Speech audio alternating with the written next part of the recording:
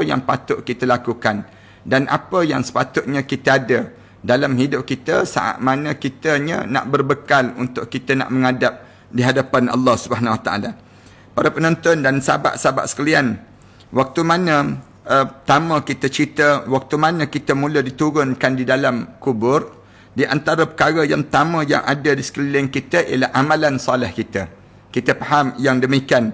Amalan soleh ni yang disebut dengan solat kita, puasa kita, zakat kita, haji kita, segala amalan-amalan soleh ni akan keliling tubuh badan kita ini. Maka dalam keadaan yang mengelilingi tubuh badan kita dalam kubur ini, yang ni keadaan yang pertama yang kita akan berada di alam kubur. Sebab tu kita diajar supaya jaga pada diri kita. Jaga pada kita, jaga solat kita, jaga puasa kita, jaga amalan-amalan ini, supaya amalan-amalan ini boleh membantu kita waktu mana kita dalam kubur sebentar lagi. Ini keadaan yang kita kena faham pada diri kita yang pertama, yang demikian. Yang kedua, keadaan pada diri kitanya ialah kita didudukkan dan disandarkan dalam kubur. Yang ni keadaan yang kita akan lalui pada saat mana kita berada dalam kubur nanti, di mana kita akan didudukkan dan disandarkan dalam kubur. Yang ni kita nak sebut pada kali yang keadaan yang kedua. Mula-mula keadaan yang pertama, amalan yang kita akan mengelilingi kita. Yang kedua, yang disebut dengan didudukkan diri kita dan kita mula untuk nak disoal dalam kubur nanti. Yang ni disebut daripada Jabir Ibn Abdullah. Juga diriwayatkan bahawa Rasulullah SAW pernah bersabda. Rasulullah SAW pernah menyebut, jika seorang mayat telah memasuki kuburnya, akan diperlihatkan kepadanya permisalan matahari pada saat terbenam. Hari pertama kita dalam kubur ni, benda yang kita nampak hari pertama ialah apa dia? Saat matahari terbenam. Bila terbenam dia matahari pada hari pertama tersebut, lalu dia didudukkan sambil mengusap kedua matanya, seraya dia menyebut kepada malaikat. Dia akan sebut kepada malaikat, "Malaikat, aku tak solat lagi," malaikat disebut. "Izinkan aku ni solat, wahai malaikat." Bila tengok matahari dah didudukkan, ditarik dan didudukkan dalam kubur ni bagi orang mukmin. Kita sebut cerita orang mukmin. Bila selesai jawab tersebut ataupun pada diri dianya dah mula masuk dalam kubur ni, ditarik dan disandar dalam kubur. Bila sandar tu melorok kain kapan turun. Bila kain kapan kita ni turun, lalu kita nampak terus, nampak hari yang pertama bagaimana matahari tenggelam. Saat mana matahari tenggelam, di waktu mana tenggelam matahari, lalu dia akan sebut terus, "Malaikat, biarkan aku solat." Hadis ini diriwayatkan oleh Ibnu Majah, Ibnu Abi Ad-Dunya dan Ibnu Abi Asim. Masih daripada Jabir, dia menuturkan bahawa Rasulullah SAW bersabda sebagaimana berikut. Rasulullah SAW sebut, "Sesungguhnya anak cucu Adam benar-benar dalam keadaan lalai terhadap apa yang telah diciptakan untuknya." Rasulullah SAW sebut, anak cucu Adam ni duduk atas dunia ni senang untuk jadi lalai dan deka pada diri dia.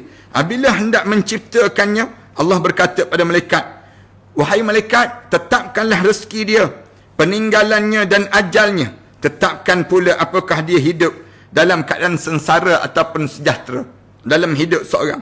Kemudian rohnya naik ke langit. Selanjutnya Allah mengutuskan satu malaikat untuk menjaganya hingga dia memasuki usia dewasa. Sampai peringkat demikian.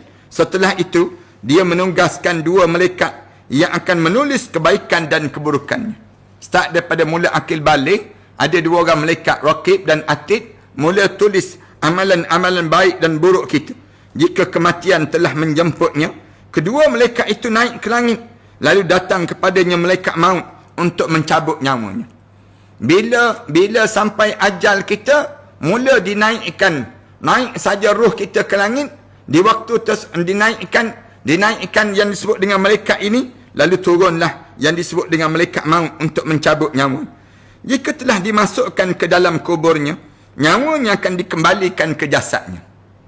Roh kita ni bila masuk saja dalam kubur, roh kita ni masuk balik dalam tubuh badan kita.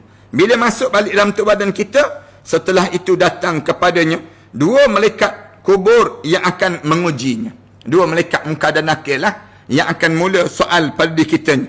Setelah mana mengujinya, kedua malaikat itu naik balik ke langit. Jika hari kiamat tiba, malaikat pencatat kebaikan dan malaikat pencatat keburukan akan turun menggantungkan buku catatan itu di lehernya. Bila berlaku je kiamat, lalu turun balik malaikat yang naik tadi. Turun balik, gantung balik amalan-amalan di leher kita. Kemudian keduanya mendatanginya, satu mengiringnya dan satu lagi yang menjadi penyaksi pada diri dia. Ini cerita yang disebut dalam hadis riwayat Ibnu Abi Ad-Dunya dan juga Abu Nuaim yang menceritakan keadaan demikian. Ini keadaan-keadaan yang berlakulah dalam keadaan seseorang sebut. Maknanya bila kita mula berada dalam kubur, perkara yang kedua yang akan berlaku, diduduk dan disandarkan ke dalam kubur ini. Kemudian yang ketiga, mula datang malaikat munkar dan nakir dalam keadaan kita mula akal kita sedar di sebalik saat mana kita berada dalam kubur ini sendiri. Ayat ni kita mula datang malaikat munkar dan nakir dan mula sedar, akal kita mula sedar dan kita boleh lihat bagaimana keadaan yang berlaku pada kita saat demikian.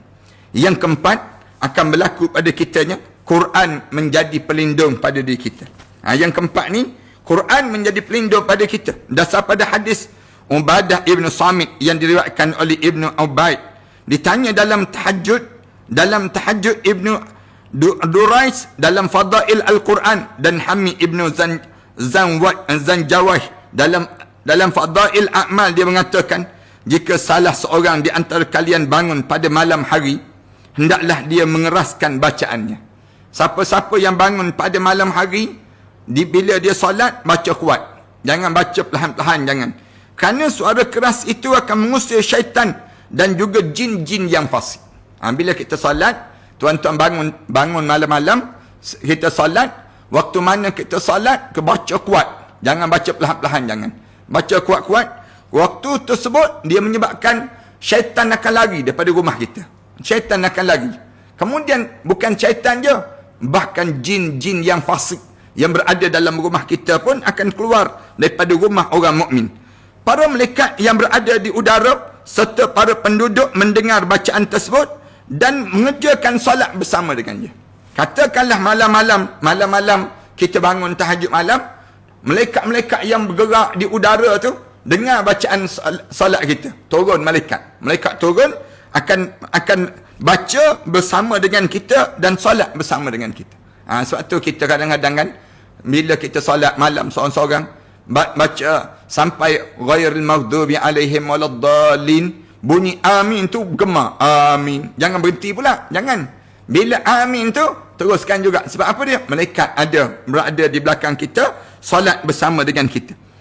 Bila malam itu telah berlalu, malam tersebut bertautan kepadanya. Malam tersebut akan bertahunan kepadanya seraya berkata, ingatkanlah dia dan waktunya dan berlemah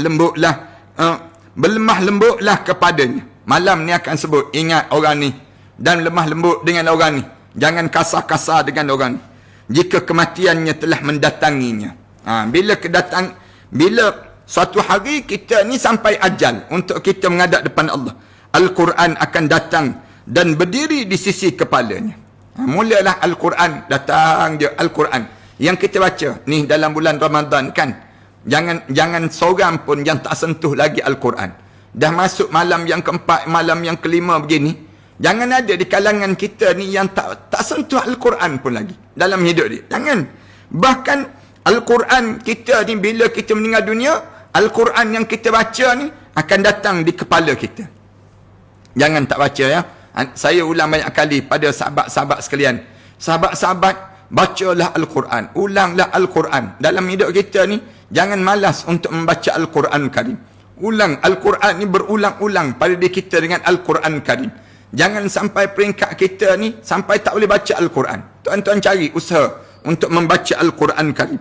Ketika mana kita baca Al-Quran, Al-Quran ni datang di bahagian kepala. Ketika orang sedang memandikannya, dia berada di hujung kepala. Quran yang kita baca ni berada di hujung kepala kita. Jika mereka telah selesai memandikannya, Al-Quran masuk hingga berada di antara dada dan kapannya. Bila kita selesai orang mandi jenazah kita, Al-Quran yang kita baca tiap-tiap hari, tiap-tiap masa tu mula masuk berada di antara Di antara tangan kita ni, di antara yang disebut dengan tangan kita ni, kemudian dengan kain kapan kita ni, duduk tengah-tengah. Al-Quranul Karim akan duduk di antara dada dan kain kapannya. Di antara dada dia dan kain kapan dia tersebut. Jika telah dimasukkan ke dalam lubang kuburnya dan datang kepadanya malaikat munkar dan nakir, Al-Quran keluar dan mengambil posisi di antara dirinya dan simanya. Nah, bila kita terbaring, kemudian depan kita ni malaikat munkar dan nakir. Depan kita ni malaikat munkar dan nakir. Waktu mana kitanya dah mula, orang dah tutup liang lahat kita ni, Quran duduk di antara malaikat munkar dan nakir dan jenazah kita, Quran duduk tengah-tengah. Quran berada pada tengah-tengah. Pada kita saat mana kita berada dalam lubang kubur ini sendiri. Dia akan duduk tengah-tengah di saat ini. Jika dimasukkan ke dalam lubang kubur dan datang kepadanya malaikat munkar dan nakir, Al-Quran keluar dan mengambil posisi di antara dirinya, si mayat dan kedua malaikat tersebut. Itu cara demikian. Maknanya kita ni jangan malas baca Quran. Baca bila masa Al-Quran yang perlu kita baca?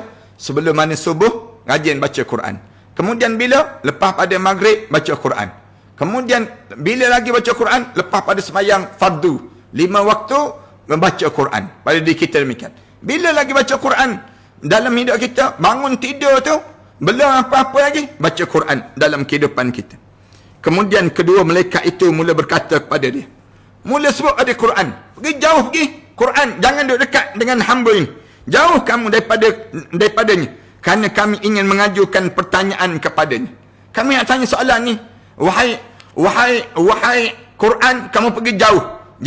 Jangan duduk dekat dengan orang yang sedang kami nak tanya soalan pada dia. Kamu pergi jauh pergi. Quran, katanya malaikat munkar nakir pada Al-Quran, pada setiap hamba di waktu ini. Lalu Quran ini menjawab, demi Allah, aku tidak akan melepaskan diri daripadanya hingga aku dapat memasukkan dia ke dalam syurga. Demi Allah, aku tak akan pergi jauh. Kamu nak tanya apa? Tanya. Sehinggalah aku berjaya memasukkan dia dalam syurga Allah Subhanahu Wa Taala. Allahu Akbar. Kemudian, jika kalian berdua diperintahkan untuk melakukan suatu hal, itu hak kalian. Disebut demikian. Katanya Al-Quran, kalau kamu nak buat apa-apa pun, itu tugas kamu. Manakala tugas aku, bila berada di saat mana aku berada di sini ni, masa pertama dia berada dalam kubur ni, benda apa yang aku akan tolong pada dia? Yang disebut dengan apa dia? Kamu nak tanya apa pun, kamu tanya aku terlebih dahulu. Sebelum daripada kamunya bersoal, saya jawab bersama dengan hamba Allah Subhanahu Wa Taala ini. Kamu nak buat apa pun pada dia, kamu buat. Tapi aku tak peduli. Katanya Quran kepada hamba Allah, kepada malaikat di waktu mana dalam kubur, di hari pertama di dalam kubur ini. Allahu Akbar, tuan-tuan. Sebab tu kita ni, bila kita duduk dalam bulan Ramadan ni, jangan sampai peringkat Quran pun kita tak baca. Sampai peringkat kita ni tak boleh nak baca. Biar kita rajin baca Al-Quran Karim dalam kehidupan kita. Kemudian Al-Quran itu melihat ke arah si mayat. Bila dia jawab pada malaikat munkar dan nakir, ni disebut ni, keadaan yang berlaku ni. Waktu mana dalam keadaan begitu, dia tengok pada malaikat munkar dan nakir, dia paling balik, dia tengok pada si mayat. Seraya menanyakan, apakah kamu kenal aku? Quran ni tanya balik, mayat, kamu kenal ke aku ni? Yang aku ni berdiri depan kamu kenal aku? Lalu dia jawab, tidak. Hamba Allah ni jawab, aku tak kenal kamu. Siapa kamu ni? Ditanya di waktu mana dalam keadaan demikian. Lebih lanjut Al-Quran berkata, aku adalah Al-Quran. Akulah yang menjadikan kamu bangun sepanjang malam. Allahu Akbar. Kamu tak ingat ke dulu, waktu mana kamu hidup atas dunia dahulu, kamu sibuk baca aku ni, sampai tersengguk-sengguk kamu, terhangguk-hangguk tu badan kamu. Kerana apa dia? Kerana kamu baca pada aku, yang menjadikan kamu haus sepanjang siang. Bila kamu baca Quran, kamu baca aku ni kan, kamu jadi haus, tak ada suara kan? Kerana apa dia? Baca Quran. Cuba tanya orang baca Quran. Bila dia baca Quran je, dia jadi dahaga. Bila dia jadi dahaga, lalu menyebabkan dia bertahan. Dalam bulan Ramadan lagi, dalam bulan Ramadan. Susah baca Quran dalam bulan Ramadan begitu. Kerana kamu membaca akulah, menyebabkan mencegah nafsu kamu. Nafsu kamu tu membuat-buat, nak buat benda yang dilarang oleh Allah. Tapi bila kamu baca aku, kamu terhenti daripada kamu nak buat benda yang tak baik dalam hidup kamu. Ni ada kan orang tanya pada saya, macam mana nak memulihkan ketagihan dalam hidup? Tagih dadah, tagih tengok benda yang lucah, ketagih dalam hidup kita, hisap rokok, ketagih dalam hidup. Di antara cara nak hapuskan ketagihan ialah baca Quran. Rajin baca Quran, dia terhapus perasaan ketagihan dalam tubuh badan seorang Muslim. Mencegah nafsu, dipanggil demikian. Bila kita rajin, kita baca, tercegah nafsu kita. Pendengaran dan pandangan kamu. Kamu rajin baca Quran, menyebabkan kamu tak nak dengar benda yang lain. Bagi kamu tak nikmat. Dengar benda yang lain, tak nikmat dah. Nikmat nak dengar Al-Quran je pada diri kamu. Demikian juga pandangan kamu.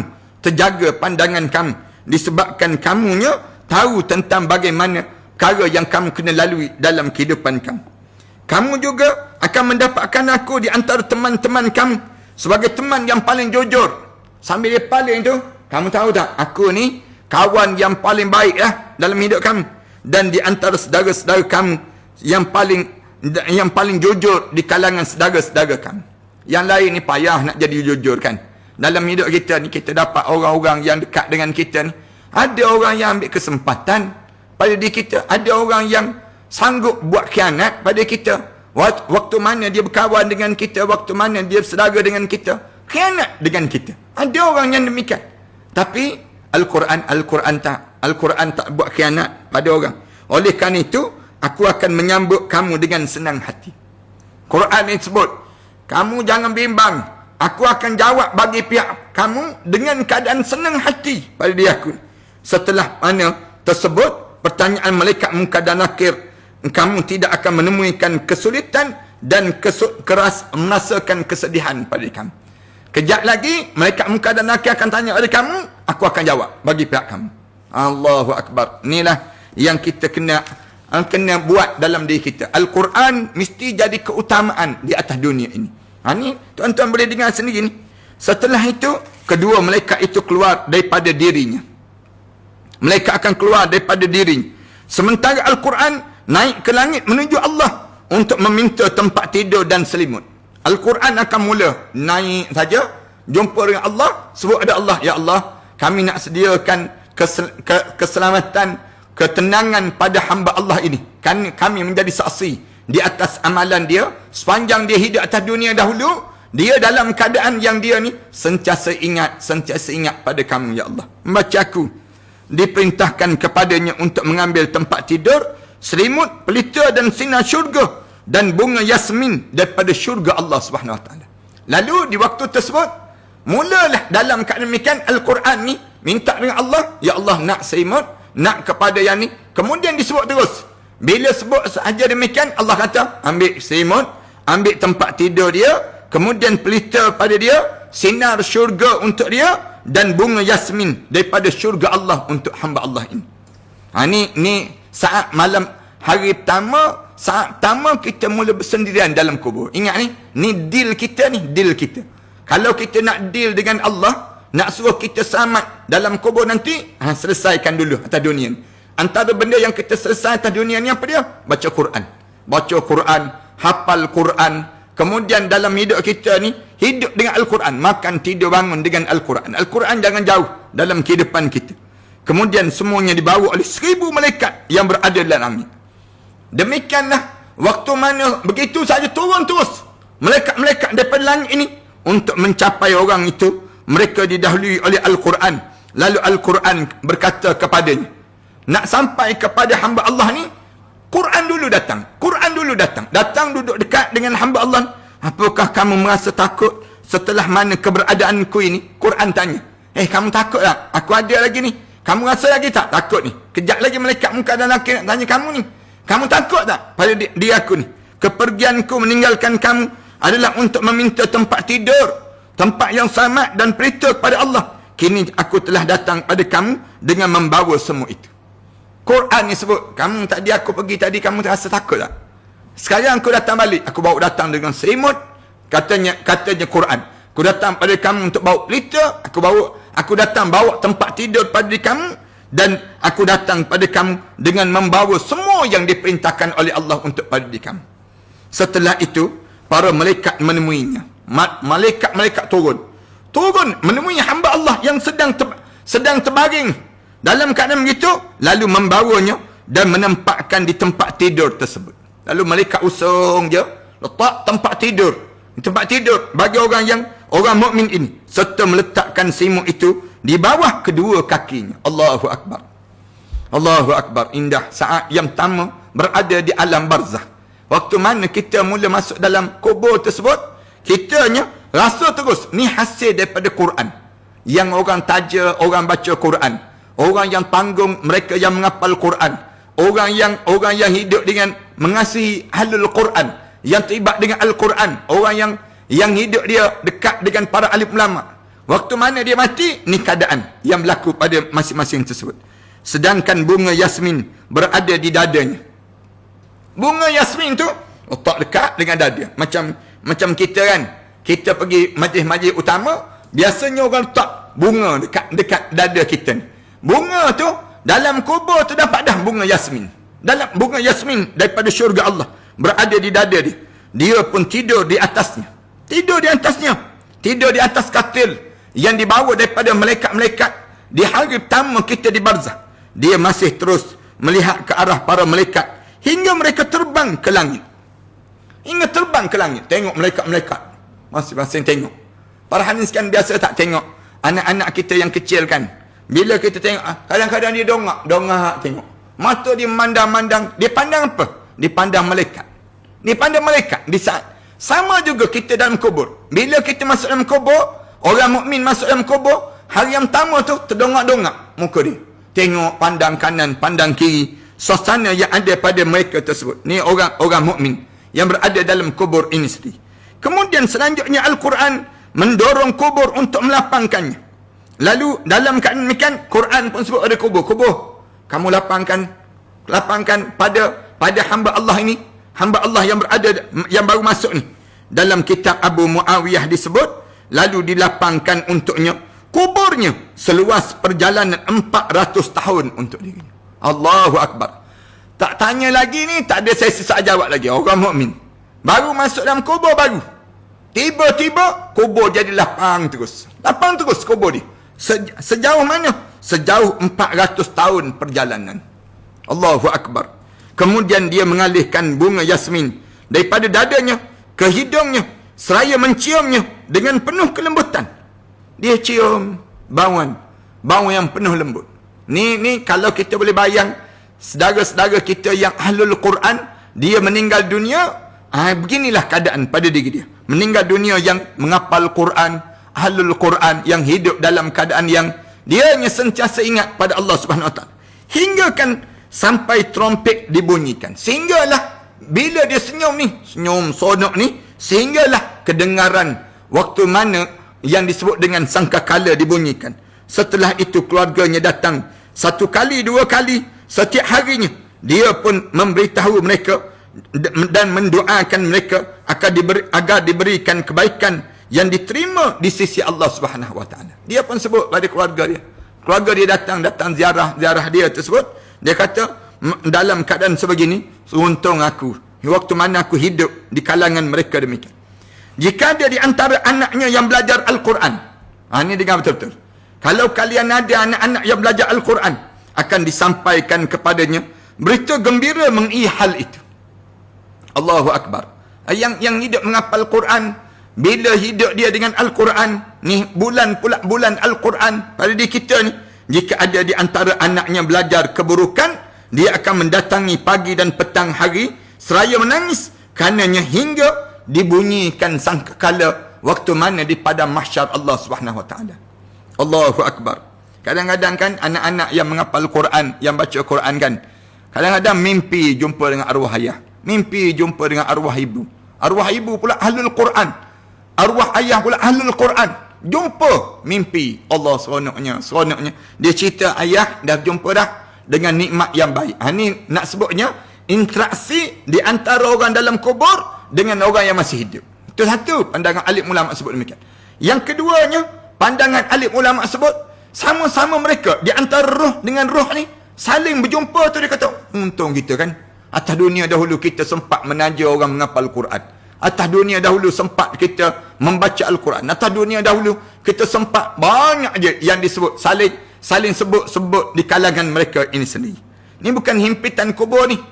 Bahkan mereka dah selesai dah. Waktu mana masuk dalam kubur saja, masuk dalam kubur tu dah selesai dah himpitan kubur.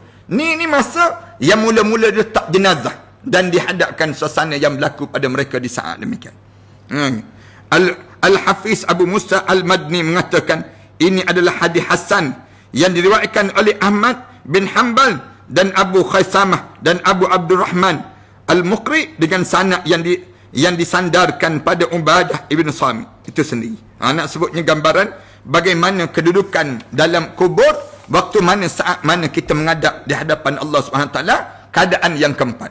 Yang kelima, mulalah disoal jawab berlaku di kalangan mula disoal pertanyaan-pertanyaan di kalangan kita di malam tamu di alam barzah ini sendiri. Saya rasa sekadar inilah, mudah-mudahan kita dalam tazkirah ringkas kita saat tamu kita bersendirian sikit ni, dan mudah-mudahan Allah bagi pada kita bagaimana nikmat-nikmat ini, dan insya-Allah kita akan cerita lagi pada malam seterusnya, malam-malam yang lain pula kita akan cerita tentang bagaimana pertanyaan malaikat munkar dan nakir, bagaimana keadaan-keadaan yang akan ditanya di waktu mana kita dalam kubur, suasana dalam kubur, hari-hari pertama baru kita cerita mengenai hari-hari pertama di dalam kubur, agar kita termasuk di kalangan ahlul Quran insya-Allah. Terima kasih di atas kesempatan yang baik ini. Terima kasih di atas peluang yang kita berada pada malam yang baik ini. Tuan-tuan boleh terus ke matanbis.com. Tuan-tuan tengok dalam matanbis.com, dan saya sekali lagi saya nak sebut terhadap perlunya tajaan 3 orang ni. 3 orang pelajar yang sedang menghafal Quran, yang tuan-tuan, kalau tuan-tuan ada kesempatan, tuan-tuan tolong taja 3 orang ni yang belum lagi dapat tajaan untuk menghafal Quran. Setahun kita perlu pada tajaan-tajaan. Dan kalau tuan-tuan dalam bulan Ramadan sebegini, sesuai sangatlah tuan-tuan pakak-pakak taja yang disebut dengan tajaan pelajar-pelajar ini sendiri. Tajaan kita perlu pada 3 orang ni untuk ditaja. Saya dah umum dah. Ni pelajar daripada Ma'had Tahfiz An-Nabawi Jelantut. Kemudian yang menghafal ni adik Nur Hanafiyah Najihah binti Asrah. Umur baru 14 tahun. Pelajar ni pelajar baru masuk tahun ni, baru menghafal tahun ni. InsyaAllah yang pertama. Yang kedua adik Adam Iqbar bin Zulkifli yang asalnya daripada Bandar Jengka, Pahang. Kemudian dianya baru umur 14 tahun. Pelajar ni menghafal Quran dah 6 juzuk dah. Menghafal Quran 6 juzuk dah. Pelajar ini sendiri, dan mempunyai adik-beradik seramai 4 orang. Kemudian ada seorang lagi daripada Bukit Jalil, Nur Farihin Azwar binti Muhammad Syukri, yang dan telah menghafal sebanyak lebih kurang 15 juzuk dah. Anak perempuan ini, mudah-mudahan tuan-tuan kalau ada kelapangan, tuan-tuan pakak-pakaklah di kalangan kita untuk back-inkan dalam Matan Center, kemudian maklumkan kepada 013-617-1941. Yang kedua, kita perlu pada tajaan yang ni. Masih lagi kita buka ni untuk kita agihkan sumbangan Ramadan. InsyaAllah tabung bantuan Ramadan ini RM50 je. Tuan-tuan masukkan, nanti kita agih-agihkan. Tuan-tuan boleh tengok dalam laman web Matan Center. Setiap hari kita sedang mengagihkan perkara demikian. Yang kedua, saya nak sebut juga infak nasi bungkus. Infak nasi bungkus ni berbuka puasa. Nak berbuka puasa tu kita bagi makan, bagi pada orang berbuka puasa. Lebih kurang hari ni sebanyak 800 bungkus lebih yang kita sediakan. 800 orang lah untuk makan makanan ini sendiri. Jadi tuan-tuan masukkan sebanyak lebih kurang RM16 je berbuka puasa dan bersahur, insya-Allah. Lepas pada tu tuan-tuan maklum kepada talian yang ada tu sendiri, yang dekat atas tu tuan-tuan boleh maklumkan tanggungan itu sendiri. Kemudian tuan-tuan masuk dalam matanbis.com. Matanbis.com sekarang juga boleh tuan-tuan tengok produk-produk yang sedang kami keluarkan, termasuk kurma yang kita sedang lakukan, dan termasuk beberapa produk-produk. Saya sendiri sebut pada tuan-tuan, kalau tuan-tuan ada produk-produk Muslim, tuan-tuan boleh berhubung dengan Matanbis. Tuan-tuan maklumkan produk tuan-tuan, dan kita akan tampalkan dalam dan kita masukkan dalam laman web kita tersebut. Tuan-tuan boleh membeli kat situ, insya-Allah. Mudah-mudahan demikian. Ni tuan-tuan boleh tengok di laman web ni www.matanbis.com. Talian 019-258-2293. Tuan-tuan boleh dapatkan demikian, insyaAllah. Terima kasih sekali lagi di atas pertemuan yang baik ini. Saya mohon maaf kerana terlewat sikit tadi, dan dalam masa yang sama juga kitanya diberi peluang oleh Allah untuk kita dalam malam-malam sebegini. Pagi esok bangun lagi. Jangan kita tidur terus berterusan. Bangun, insyaAllah. Dan belum tidur malam ni, baca zikir-zikir, baca wirid-wirid di kalangan kita. Mudah-mudahan kita dapat manfaat. Zainun Sulaiman tanya, boleh tahu matan tu makna apa? Tanya soalan demikian. Matan maksudnya Ma'had Tahfiz An-Nabawi. Kita sinkronisekan nama tersebut, lalu kita namakan matan, dipanggil matan daripada kalimah demikian. Sahabat saya Ustaz Yusaini Yahya, dia buat matin di Perlis ada matin. Manakala saya bangunkan matan. Cuma yang tak bangunkan lagi matun je. Kalau tuan-tuan ada masuk, tuan-tuan buat matun. Senang ceritanya, insyaAllah. Terima kasih Ustaz, insyaAllah. Moga-moga Allah panjangkan lagi umur kita dan Allah bagi peluang pada kita. Salam UAD, antara ibu atau bapa, tuan guru yang kita ngaji, yang mana lebih utama untuk kita dengar cakap ataupun suruhan mereka? Mak ayah kita. Dengar mak ayah kita. Kemudian lepas pada itu, yang pertama dengar kata-kata ibu, yang kedua ayah kita, yang ketiga guru-guru kita. Itu dipanggil demikian. Yang tu yang turutan dipanggil, turutan yang kita kena dengar. Lalu mak ayah kena dengar kata-kata tok guru. Itu senang ceritanya. Salam UAD, adakah dosa kita lakukan hari ini boleh menyebabkan pahala yang kita kumpul jadi terhapus angkara dosa yang kita buat kini? Ya, boleh jadi. Sebab tu dalam hidup kita ni, janganlah kita buat dosa yang menghapuskan ganjaran kita dahulu. Dan kita buat benda yang baik, innal hasanatu yuzhibnas sayyi'at. Yang kita buat baik sekarang ni boleh menghapuskan yang buruk dahulu. Itu hebatnya Islam. Hebatnya Islam, dia jadi demikian. Sebab tu dalam kita nak bangun, nak bina ni payah. Tapi bila sekali kita runtuhkan, hancur lebu amalan-amalan kita. Tapi ajaibnya Islam ni, pelik, hebatnya Islam ni, bila hancur amalan kita tersebut, kemudian kita taubat datang balik pahala-pahala yang kita buat dahulu. Itu hebatnya Islam. Mudah-mudahan Allah jadikan kebaikan pada kita dan Allah masukkan kita di kalangan hamba Allah yang saleh. Tuan-tuan, saya sedang bangunkan lagi Ma'had Tahfiz di Kuala Terengganu, tuan-tuan. Baru kita rata tanah. Dan saya nak bangunkan masjid di Kuala Terengganu. Kalau tuan-tuan ada rezeki, tuan-tuan ada kelapangan rezeki, tuan-tuan nak niat untuk arwah ayah, arwah mak dan sebagainya, tuan-tuan boleh direct ke akaun Matan ataupun akaun sekolah tersendiri ada. InsyaAllah kita akan maklumkan. Semuanya sekolah-sekolah ni ada nombor akaun sebenarnya. Cuma saya nak selarahkan, saya letak di Matan Center. Tuan-tuan masuk dalam Matan Center pun boleh. Tuan-tuan masuk dalam akaun sekolah tu pun boleh. Itu cara demikian yang saya lakukan untuk saya bangunkan di kalangan kita ni, insyaAllah. Kemudian ada soalan-soalan tersebut, insyaAllah. Kita berdoalah, mudah-mudahan Allah rahmati kita. A'udzubillahi minasyaitanirrajim. Bismillahirrahmanirrahim. Alhamdulillahirabbil alamin, wassalatu wassalamu ala asyrafil anbiya'i wal mursalin wa ala alihi wa sahbihi ajma'in. Rabbana iftah bainana wa bain qaumina bil haqq wa anta khairul fatihin. Rabbana zalamna anfusana wa illam taghfir lana wa tarhamna lanakuna minal khasirin. Rabbana wa tub alaina innaka antat tawwabur rahim. Rabbana atina fid dunya hasanah fil akhirati hasanah wa qina adzaban nar. Walhamdulillahi rabbil alamin.